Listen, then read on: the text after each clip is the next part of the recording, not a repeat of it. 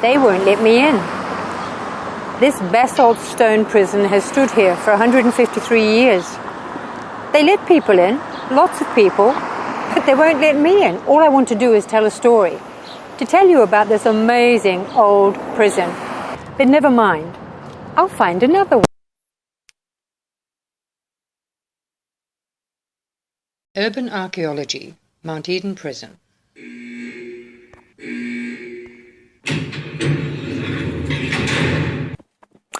I have based this film on the nexus theory, which relies on user involvement with multiple decision-making, organizational change, and active development. This film will attempt to highlight the good and bad aspects of having a prison in the heart of Auckland City. Each semiotic cycle is the social practice that a social action is a part of. I could tell you a colourful history of this prison, but there is no time. So moving along, today, this edifice finished in 1917 to house 220 prisoners is called Mount Eden Correctional Facility. Auckland society, the likes of you and me, go about our daily tasks largely unaware and certainly not in the least bit concerned about what goes on inside. As long as there has been people, there has been crime, and of course, all crime should be punished. Auckland grew more quickly than our forefathers anticipated. First, there was an influx of 12,000 imperial soldiers to protect approximately 432 settlers from the perceived threat of the Maori King movement, followed in quick succession by a mass Maori migration from rural areas into Auckland town. The Maori were dispossessed, poor and hungry due to the recent colonization. Interestingly, there were very few Maori incarcerated up until the 1940s. Without conscience, the first imperial leaders wreaked havoc among the Maori, slaughtering them with shotguns, stealing their land, and spreading disease. Then there was World War I, with conscientious objectors and deserters, all thrown into prison. I'm not quite sure what their crimes were. Meanwhile, professional and business people, those with lots of dough, were busy setting up home on the sides of Mount Eden, overlooking this maximum security prison, and using stone quarried by the prisoners for their homes and garden walls. Incredibly to my mind, they even built an elite boys' school, Auckland Grammar, in 1869, right next door to the prison with just a fence between them. Did having a prison as their neighbour deter the business and professional might of Auckland? Absolutely not. Auckland just kept growing. From a population in 1864 of approximately 12,500, by 1916 it was numbered at 134,000, and today the larger Auckland area has a population of 1.5 million. But I digress. The government was on to a good thing. They stated in a report in 1877, of the reformatory or progressive principles demanded from prisoners, his utmost efforts in some industrious and remunerative employment. It has been found to work admirably and, among other good effects, create strong competitive feeling. Yeah, that's what they said. 100 years later, that competitive behaviour has turned into the prison fight club. Even the warders take bets on those outcomes. We have progressed so well. The report went on to state, the first punishment in their criminal career ought to be made as distasteful as possible, whereas at present, beyond the loss of liberty, there is little to cause unpleasant memories. To that end, successive governments have given a thumbs up to using prison labour to undertake vast social, economic projects to inflate the government purse.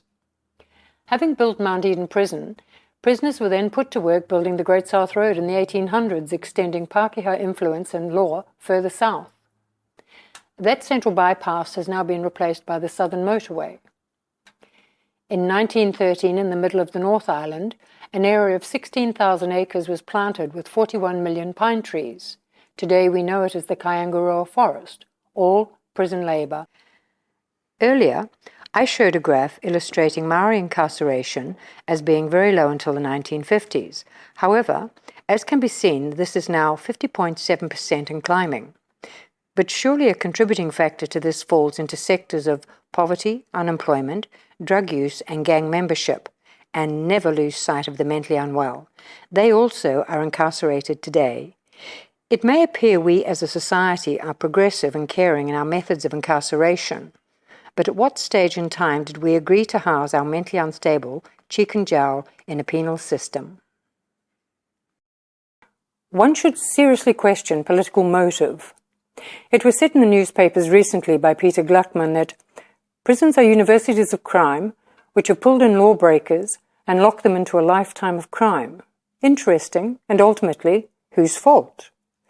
Gluckman continued his statement saying that public demand and political positioning is what is sending prison rates soaring. Very true.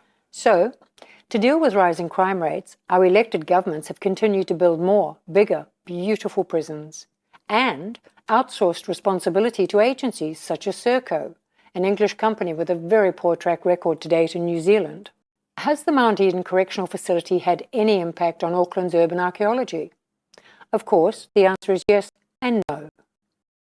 Auckland has built up to and around the original prison since the 1860s. By and large, we drive around and past the prison day and night, fulfilling our social and economic responsibilities. Oh, there was that shocking prison riot in 1965 started by an escape attempt which destroyed large parts of Mount Eden. Not too much of an impact on Aucklanders, perhaps just a little bit of excitement, but generally, nah. The average Aucklander doesn't pay too much attention to Mount Eden Prison. It's always just been there. Then, in 2008, the powers that be decided to rebuild. So amazing. Aucklanders now drive past an architectural building of beauty, and in time we will completely forget it is the prison, which was once a visual landmark. This month, today, we're in the grip of the Heritage Festival. Many old buildings and features around our city are on display and open for tours. We are so proud of our old buildings, except Mount Eden. It doesn't get a mention. It is, and has always been, ignored. Today's corrections cost the taxpayer $1.3 billion per year and has assets totaling $5 billion. Prisoners work in the corrections engineering workshops, garages, laundries, bakeries, and the list goes on. All at reduced paid labour, and they run corrections many farms spread across New Zealand. Wow! Prisons are the financial business to be in. Just another Auckland business.